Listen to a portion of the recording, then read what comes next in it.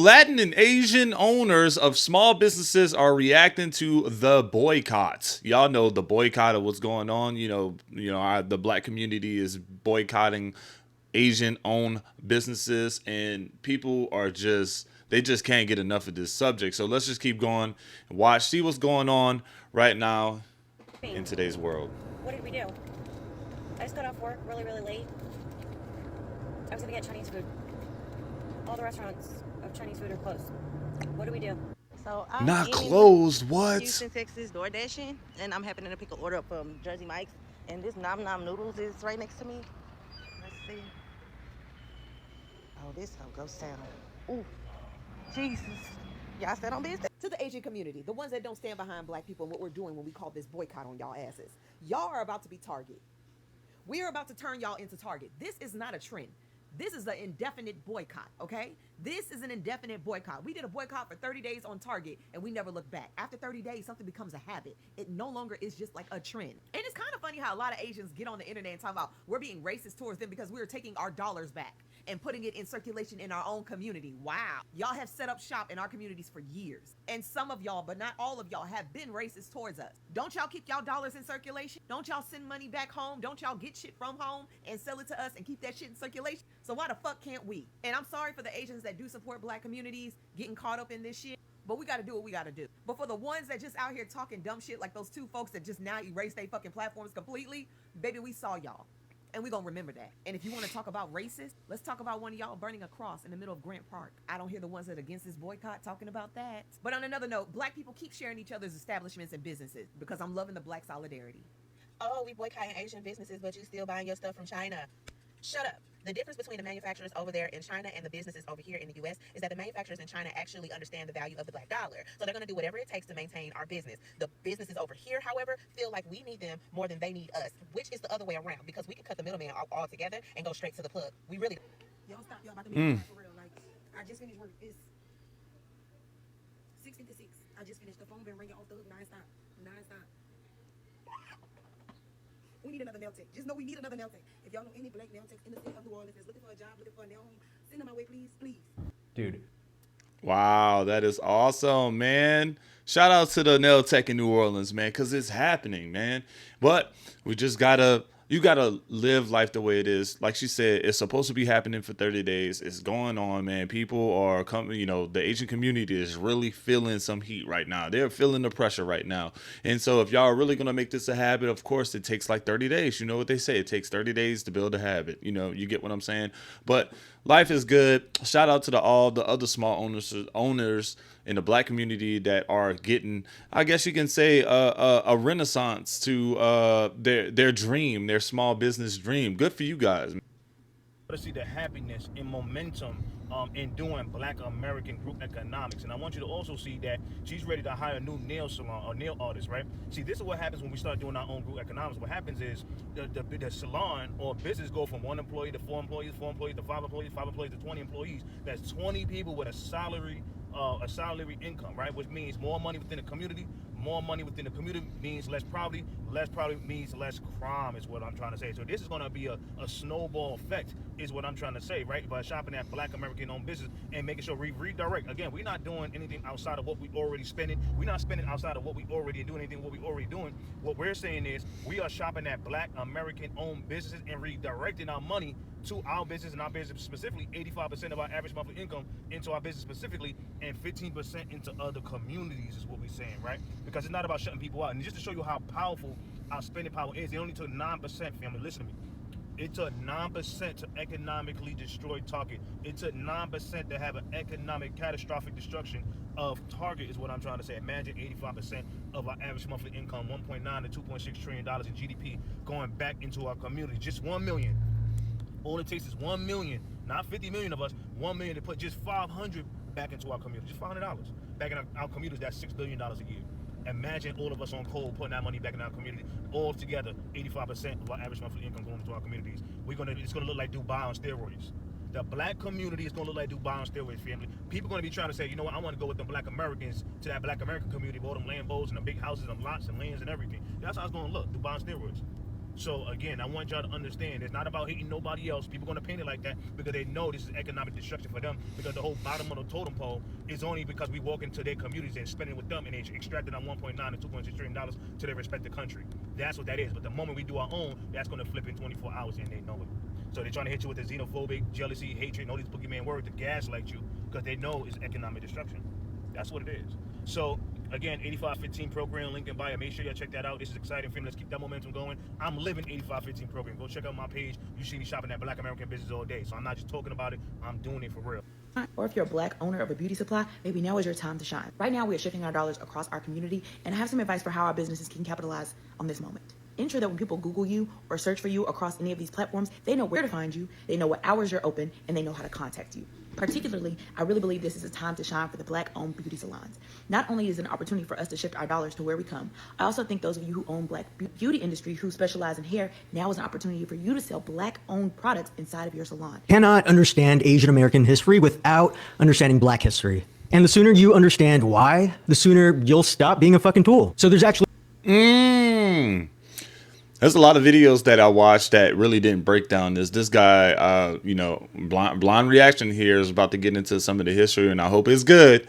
But to understand what's happening, you have to understand Black history. Let's keep going. Name for this. It's called racial triangulation. And this starts with the stereotypes that white supremacy assigns. Black Americans get hit with racism and Asian Americans get hit with xenophobia. Want more Asian people to understand that model minority is not a fucking compliment. When people talk about model minorities, it's usually from a place of like, oh, why can't you just like shut up and be like these nice, obedient Asian people? This model minority stuff is a way to like pit Asian people and Black people against each other. It's often used in a way to gaslight into thinking that racism doesn't exist. That's fucking bullshit. Because the second it becomes useful to scapegoat you, it's gonna happen. Case in point, remember the China virus a couple of years ago? Now with this Rick Chow case, this is being framed as some kind of like Asian versus Black issue. The harm is real. The anti-Blackness in Asian communities is real. I am not excusing it, but I think we also need to ask who's benefiting from this dynamic? Who is benefiting when our communities are beefing with each other? The more I dig into this, the more I'm starting to see that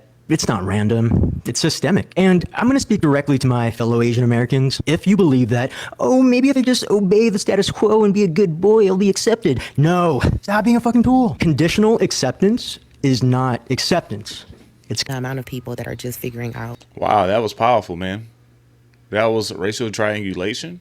That is crazy. Why can't you just behave like these nice Asian people, he said?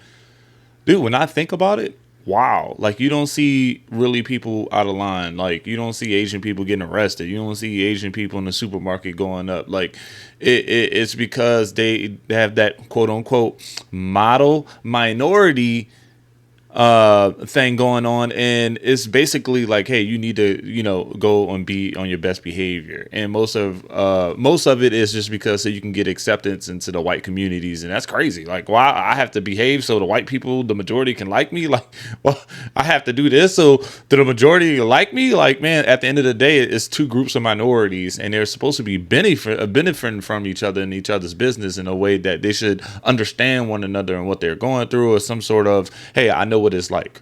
You get what I'm saying? I know what it's like. You know what it's like to be war refugees. All right. I'm not saying that Chinese people came over and were slaves, but I'm just saying they came over when, hey, they had a lot of labor, issues going on. I remember learning about how China had brought over a lot of workers to help the United States build a railroad. They weren't getting paid right. The conditions was terrible. You can't even, we all know what, in a Black history, what slavery was. Like, you can't discount that, take that away at all. But two minorities that can get together and support one another, I think would be better than being divided. But model minority syndrome, or whatever you want to call it, I call it a syndrome because, bro, that's just a crazy way of thinking.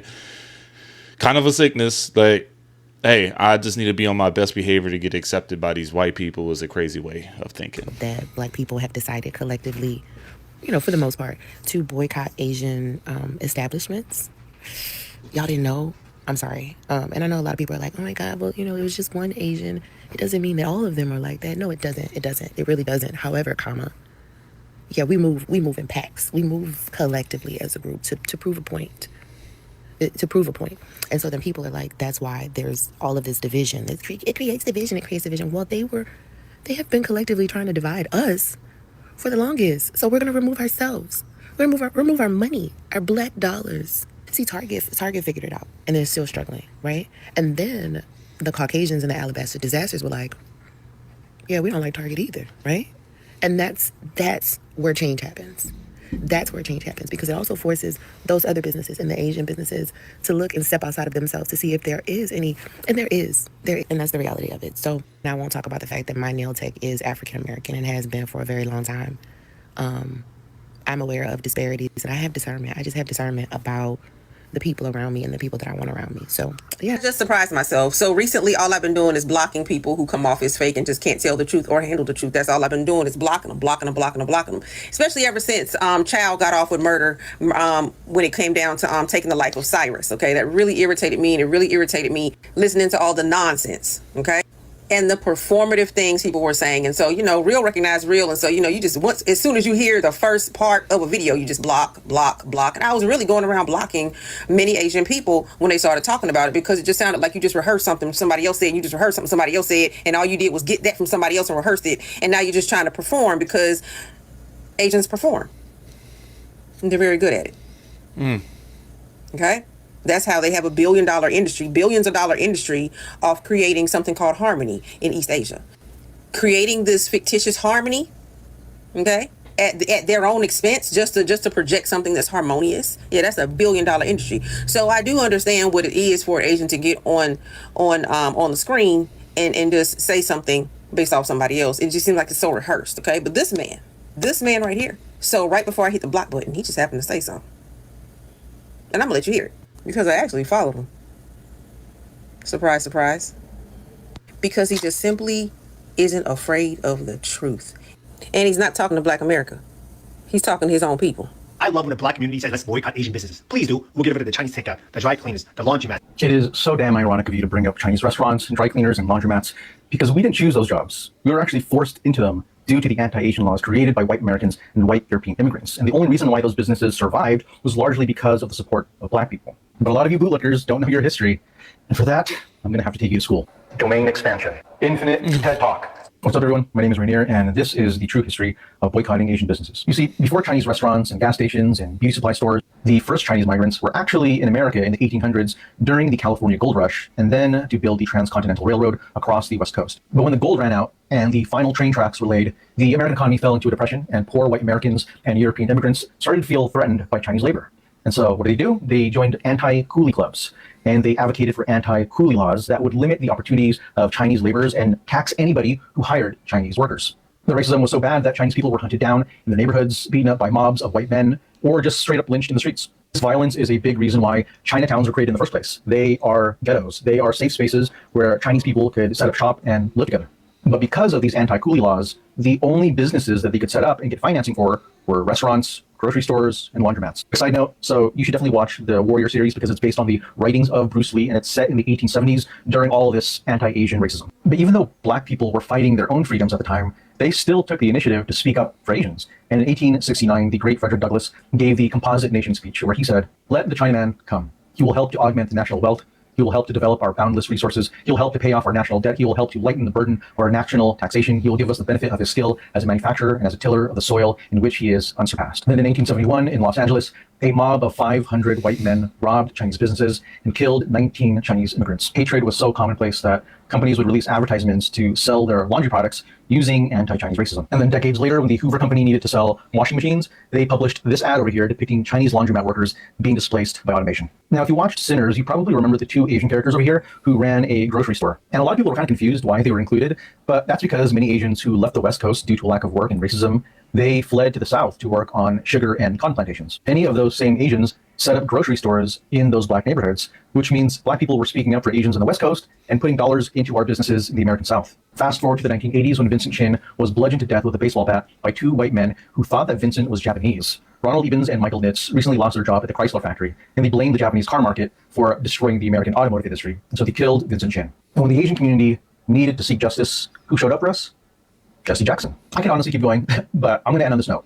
If you know the Disney movie, The Jungle Book, then you know the author of the original book, Rudyard Kipling. But what you might not know is that Rudyard also infamously created the poem, The White Man's Burden, which symbolizes the pain and the struggle of being a white man who is responsible for carrying African, Asian, Latino, and indigenous people out of the jungles of barbarism into the promised land of civilization. But for a lot of you bootlickers, you seem to think that just because you're in another basket that you're better than black folks, even though we've worked on the same plantations and we've been lynched by the same angry mobs. You're trying so hard to get invited to the picnic, even though history has proven that we'll never truly be accepted by them. And in fact, history shows us the opposite. History has shown us that even though black people have no reason to invite us to the cookout, for well over a century, they have still had the heart to save us a plate. So to all you ungrateful Asian bootlickers out there crying about black people boycotting Asian businesses, just know that this protest doesn't come from nowhere. It came from over 100 years of showing love to Asian people and not receiving that same love and support in return. And goddamn, I think it's time that we need to return the favor. Whoa, my boy just spit so much history with receipts. Now they go you know, some pictures are involved, right? But it seemed like he really put some homework into this. So, you know, you get what I'm saying. And like he said, he provided a lot of receipts during that breakdown. Look, at the end of the day, I told you about the railroads. We told you about the convenience stores. There's a reason why all these little things are deep rooted. The Chinatowns, like, come on, man. They don't just build up and exist. They exist for a reason. Them too are trying to make a tight knit community within themselves. All right. So they can thrive off themselves, you know, instead of just going home. It's crazy. It's crazy. But I just want to say, hey, thank you, man. I don't know. You know, I'm going to go back and look at your TikTok. Let me go back and look at this dude's TikTok because that was powerful. It's a little blurry. I'm going to try to find it one more time to kind of share with you guys because that was powerful. A good message, a good breakdown, a call to action to stick together, a call to call out, you know, hey, some of the Asian community that feels like, hey, just remember, hey, this happened. Like, stop it. You know what I'm saying? So, like, hey, at the end of the day, we all need each other as minorities. So definitely keep that in mind. This is a great video. You know, this video just was very informative, you know. So take it, like the video, comment, subscribe. I appreciate you guys. I'll see you on the next one.